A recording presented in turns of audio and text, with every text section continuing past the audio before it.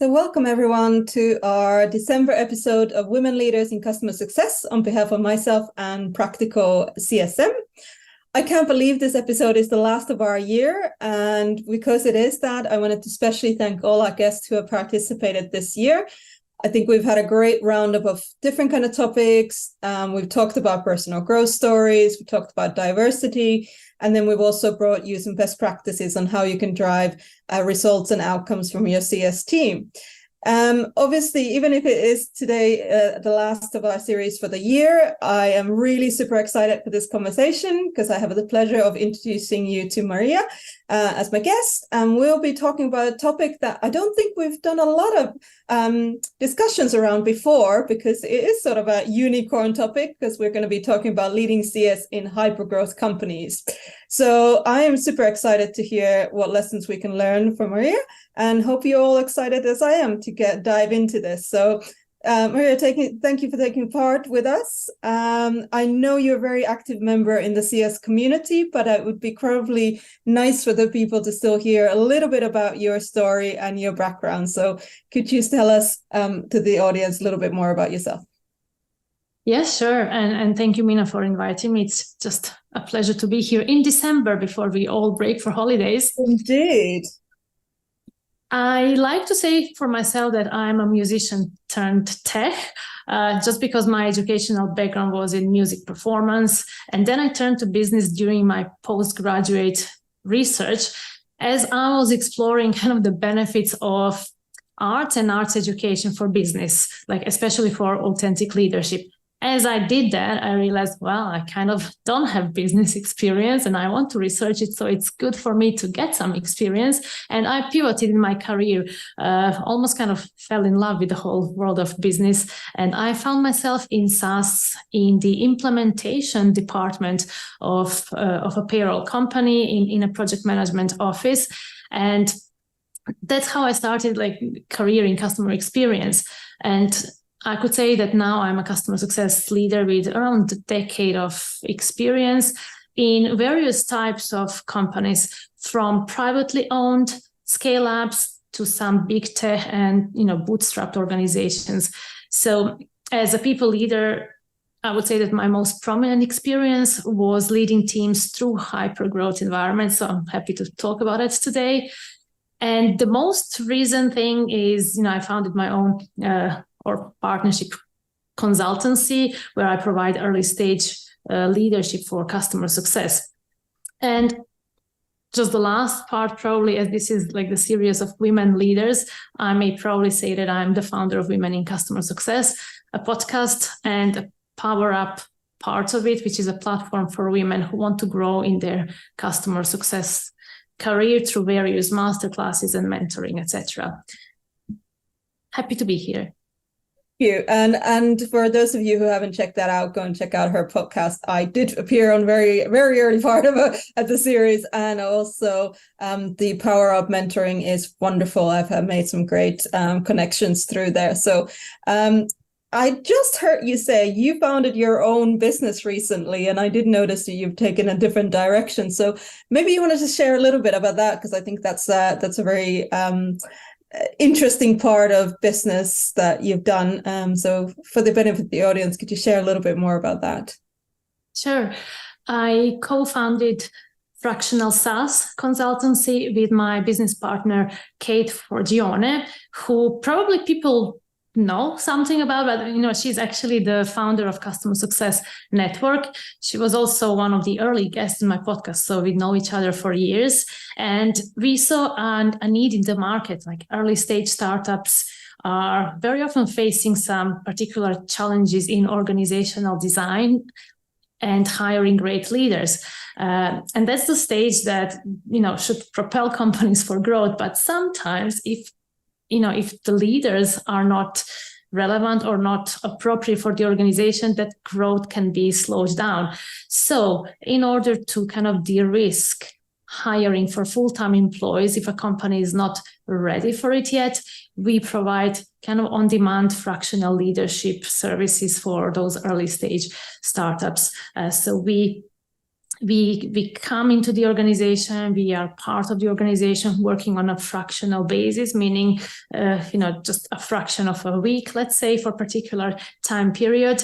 And then we design a proven operating model that is fit for today, but also for future. And then when the company is ready to hire the actual full-time employee, then we just help them hire appropriate leader. So that's fractional SaaS. Amazing. That sounds really interesting. And obviously that feels where you're going next, i.e. the hypergrowth, right? So let's dive into our topic for today. So talking a little bit about hypergrowth. For the benefit of the audience, could you also first just explain what do you define as hypergrowth? Like what numbers are you looking at here? Yeah, so that's really, really, really lovely and interesting topic, because hypergrowth companies are, the unicorns, the big unicorns, the companies where we say that their typical annual growth would be above 40%. And now other companies would typically have less than 20%, which means at least double the size, or it's double the rate, very fast ascent. And it happens, typically when initial products or services offering are already defined and the go-to-market strategy is starting to be defined as well. So just before the company can really mature. So one of my latest experiences was joining ClickUp just before they announced Series C. So it was in the Series B, and I was the very first EMEA go-to-market leader. So I was hired to start customer success team from the very scratch. And again, talking about the hypergrowth, just to give some ideas of the context. ClickUp went from 4 million of ARR to 100 million of ARR in just over 2 years. And that typically takes sometimes even up to 10 years for companies. So that's already just an indicator how quick and how rapid that growth was. So I joined somewhere in that process around just below 50 million. And I also saw the growth of another, 100 million in just 2 years. And it has been said it's one of the fastest growing SaaS in the world. So at the moment, or shall I say in the environment where I was part of the company, so ClickUp had around 8 million of users globally, or 85,000 customers, from which, if I speak about EMEA environment, it was around 30 or 40% EMEA revenue. And year-on-year growth was around 87%. So I'm just throwing some of those numbers here, just because it's kind of an extraordinary hypergrowth, like environment where change is constant and where things just happen at an extraordinary speed. So just in general, that's kind of the environment for hypergrowth. So much faster and much accelerated growth than in other, let's say, startups. That means accelerated growth and learning. And another interesting part outside of the numbers, I guess, is when things take maybe months or years in typical companies. In hypergrowth, those things take days or weeks. So being in a hypergrowth for a year probably is equal as being 3 years in some other companies when it comes to the exposure to different types of activities and projects and people. So yeah, I guess that's the biggest difference, right? In a hypergrowth environment, it's just the pace of everything. It's very accelerated. Yeah, sounds like it. So it's not just a hockey stick. I can't even find the right analogy for this one, because it seems like the hockey sticks happens overnight, right? So just from a personal experience, because you said the pace is accelerated, but what did it feel like otherwise? Like, what were you experiencing? Or were you able to keep up with all of the change? Yeah, I mean, it's an extraordinary, again, environment to be part of. I would say, like, the culture, purpose, and impact are things that stand out to me a lot. Because for purpose, like when you're in a hyper-growth environment, typically the product is so awesome. That's why it is expanding so massively.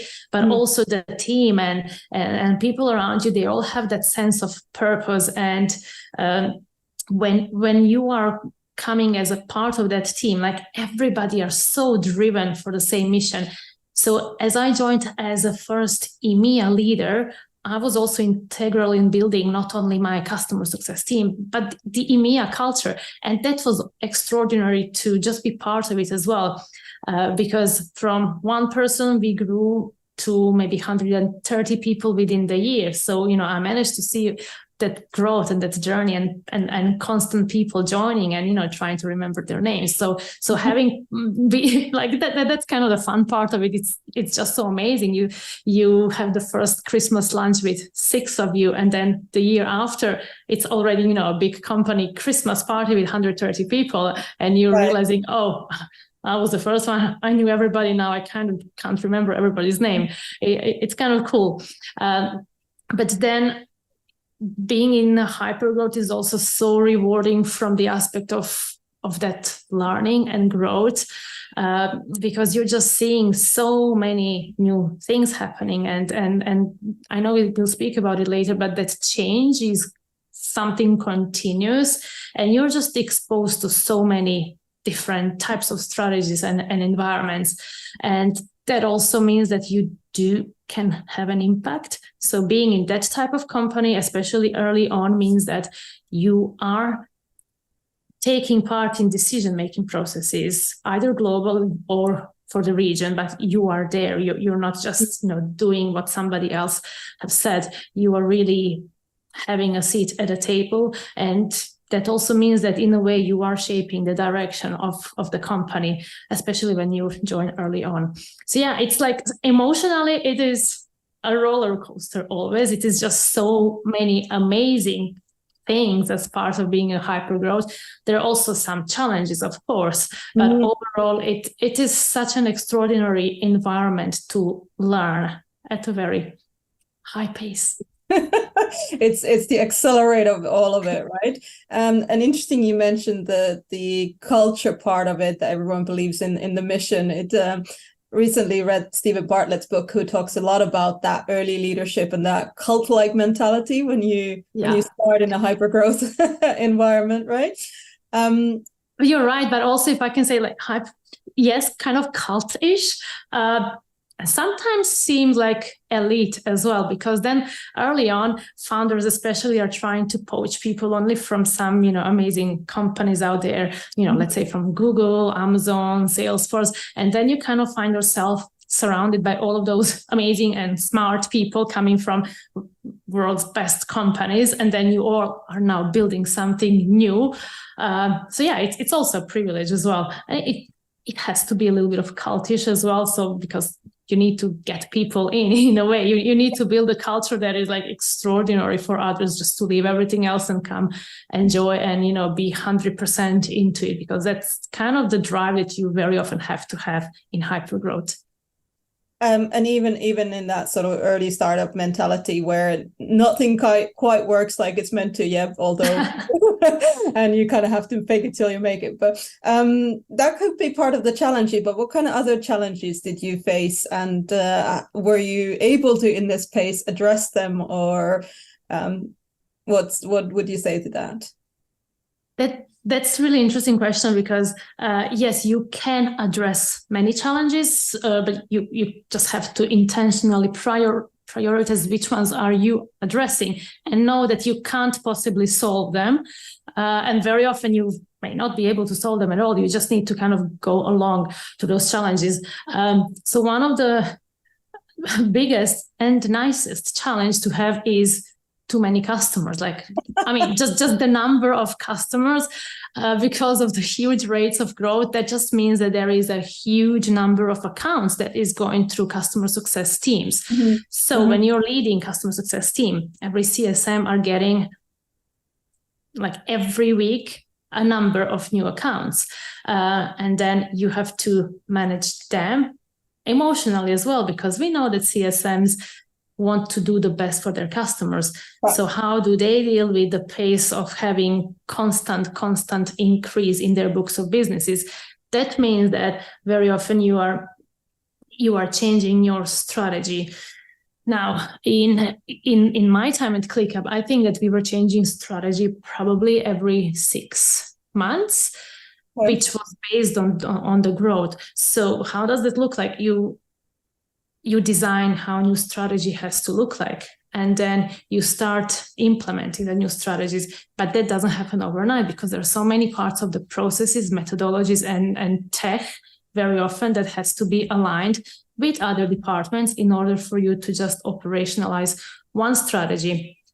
Before you know it, you may be a month or two into implementation into that new strategy, and you are already seeing how the growth is happening, and you are seeing what you have to change again. So next quarter, very likely, there will be again new parts of the strategy that needs changing. So there is always that constant change of motions. So in customer success team, when I started in Europe, customer success was dealing with onboarding, for example. Right. And then as I built the beginning of my team, and as we were, getting into our first quarter, we didn't even do the onboarding anymore, because now we already established onboarding team, and we started doing straight away kind of traditional, high touch and mid touch motion with customers. Mm-hmm.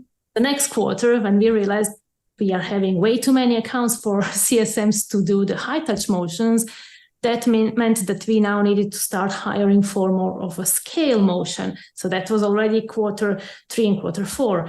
Hiring for scales and constantly prioritizing the accounts that we are having. We were also changing thresholds for dedicated team and for the scale success. So it almost works on quarterly motion. You are designing a new strategy, and as you implement it, you have to change it. And I think that's one of the biggest challenges, yes, to operationalize strategy and constantly look at the data that you have available and understand what you need changing. But I would say that maybe even bigger part of the challenge is people and how to manage people. There are few assumptions always, of course, when you hire people for hypergrowth startup. Very often all of them are, of course, very driven, and they're very eager to do things.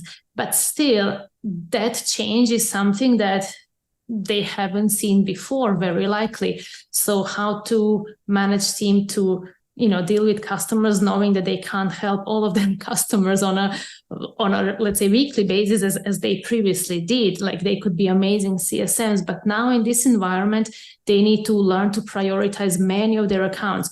So I would always advise, at any point, as you're a CSM, no matter how many accounts you have, you can always think of having top ARR accounts that you definitely have to, service the most. And then having top growth accounts, understanding who from your book of business has the biggest growth potential. Again, you need to pay attention to them. And then you can have some at-risk customers that you obviously have to pay close attention to. But then very likely majority of those other accounts could be just maintenance. They are okay. So you don't have to try to, serve them as much as you would for some of the top ARR accounts, just because you won't have the bandwidth with.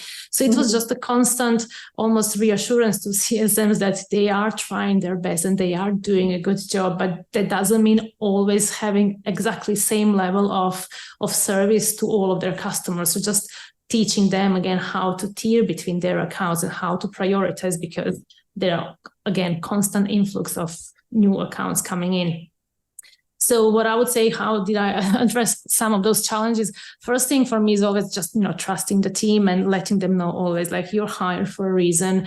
You know what you have to do. I'm here to support you. And then supporting based on some situational leadership, based on tasks that they need, rather than, micromanaging. And then I guess, often communication, just over communicating. For me, I would always have weekly one-to-one, starting with, how people are feeling, because for me, that well-being was just so important, especially in that hypergrowth environment where there is such a big pace that emotions are sometimes controlling people's behavior. There is, again, biggest challenge is having that huge number of accounts, how to operational strategy, how to keep on changing it so often in a way that people can feel respected, that they can feel that they can do their job properly, because their role is also very often constantly changing. They almost every quarter, they may be focusing on different things. So again, that means they have to upskill, they have to learn new things about a product, they have to continuously do something different and almost reinvent themselves as CSMs. So yeah, I guess I tackle some of those challenges. Let me know if I have to elaborate more. No, I think that's great. I mean, what I'm getting sense out of here is that keeping up with generally, obviously, people's needs was really important here, but understanding how you constantly do that change management was probably one of the big challenges you had to address as well, and getting people to buy in the strategy when it changes, every sort of quarter. So for anyone that is going through that right now and feel like they can't come out of the other side, now knowing what you know, what would you do differently? I think that I would, even in the lack of maybe general hiring strategy within or departmental strategy for hiring, I think that I would put those guidelines early on. I would say when, as a company, after I already hired my team, we set some hiring criteria to 4 elements, which I really like, and I have adopted it since, which means like assessing people based on their coachability, intelligence, experience, and character. So that's something now I really live by, because I think it's so important. I used to interview a lot, and every week I had so many interviews with different people. But if I would do it again, I would really look more for that coachability in people, because that's just so important in hypergrowth. And then I also think that I would look more into their previous record of promotion track. Right. Because for me, it's important, like when you're coming into a hypergrowth environment, you have to be really ambitious and driven, and having previous records showcasing that you can be in a company and in different roles, so you can progress, you can do the job well, you can perform, and you can progress. That's kind of an important indicator that you could succeed in this environment. Maybe lastly, for hiring, I would hire for more diversity from the get-go. So I was so proud always to have like gender balanced team, 50-50, right. Which was like very interesting. But then I think I could have had even more background diversities. Very often tech or even hypergrowth startups are hiring more for kind of same backgrounds, from tech, from SaaS experience, from previous CS experience. That's how we started hiring as well. But only later, when I hired for more diversity, I have seen how beneficial was that for the entire team. So I would focus more on that. And then in hypergrowth, performance management is so important as well. And I would be quicker in making some of the performance related decisions. When you see that things are maybe not great, you shouldn't leave it more than a quarter to make changes that are needed, because things happen from week to week. And yeah, I could have been quicker in some of those decisions. Especially early on, sometimes maybe you don't have all the metrics in dashboards, you don't have all the data kind of to measure performance. It can be tricky to even understand and have great visibility of performance, but then putting maybe some behavioral elements in a place that you can measure is just so important. That's probably what I would do differently as well. So if I'm hearing you, you're thinking of hiring framework and performance framework, because sounds like you were literally hiring all the time. I did for probably a year. I was constantly interviewing and hired. Yeah, I hired, I guess, 10 people within the first few months. So yeah, it was just the constant hiring motion in EMEA, especially as we landed, we expanded very, very rapidly. So you're constantly assessing new talent. Well, good to know people, right? So we've talked about challenges. I like to always do the both sides of the coin. What do you think then went really well, and how could you replicate it if you were go to do this in another company, or for anyone for the audience? If you're in a hypergrowth, here's your gold nuggets from Marija. Efficiency, number one. just eliminate whatever is there possible for your team that they don't have to do. Just eliminate all of those tasks so they can be really laser focused on the activities that at least you have some data that shows that provides values to the customers.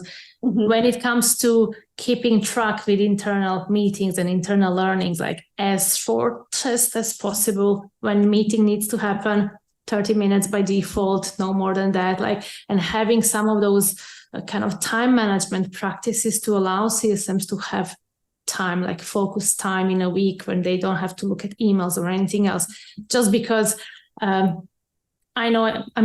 know that when you work remotely, people just put meetings on your calendar, and yet you end up having the whole days of only meetings without time to actually do the work. So eliminate whatever is really, really not urgent and important, that can lead to efficiency. For us at ClickUp, also having visibility was hugely important because we did work within ClickUp, everything. So just having a tech to help you out was just brilliant, really, to lead team efficiently. Then what works well in Hypergrowth, it's career progression. Like, people have different titles, but there is always so much to do.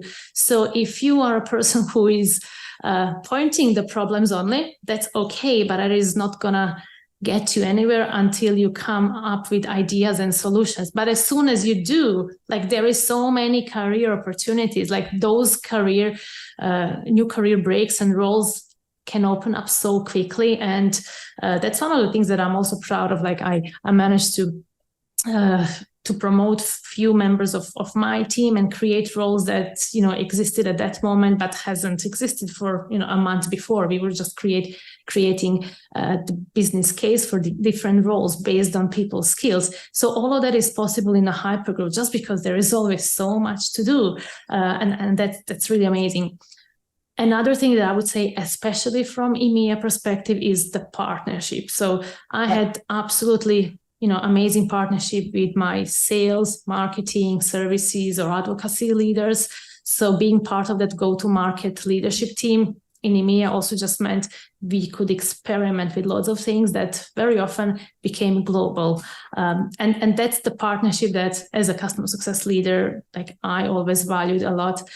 I was also awarded some of the performance awards from my leadership peers. And I just, when I look back, it's awesome to have the leadership in the region being so closely aligned. So that's definitely something that works really, really good, especially in a region outside of headquartered of a hypergrowth startup. Perfect. Well, there's some good nuggets, and it sounds like we should all try hopefully get into a company that has hypergrowth just to experience this once in a while. I realize we're coming to the hour. I'm sure we could talk about this for much, much longer. And if anyone has questions, please put them in the chat. But my last question is something you would like the audience to remember from this webinar. So what are your top calls for action? Take your career ownership into your path, especially in hypergrowth. You can easily do it. Come up, problems are there, just come up with solutions and create your own role. Then I would say ask more often for help. Sometimes we all think, we should know things, but if I asked maybe more often or quicker, I think that some things might have resolved potentially, faster. So it's not the case that you need to always be part of the solution. You need to know it all. You can easily ask for help, and some other people may just speed up the process on your behalf. And last, I would say just be open to reinvent yourself always. Just because in hypergrowth, your roles very often are changing literally every quarter. And sometimes you're really doing different things. So don't always cling to, no, this is exactly my role description. Just be open for all of it, because you can get so much more learning. It's just so much personal growth that you can get just by being in that environment that needs loads of work to be done. And there are loads of smart people who do amazing work you can learn from. So being curious and being a sponge, as I use that terminology, will help you to grow your career. Absolutely. amazing tips. Like, I've really enjoyed listening to your talk over here. I'm sure you, as everyone knows, you are a very active member on LinkedIn. So if anyone has more questions, I'm sure you're able to answer those in LinkedIn. But thank you again, Marija, for taking the time to be my guest today. And thank you everyone who has listened to the series for this year. I can't believe it's coming to an end, but we will be back probably next year in some type of form. Stay tuned for that. But with this, I wanted to wish everyone a very peaceful end of the year and happy holidays. So thank you, everyone, and take care. Bye-bye.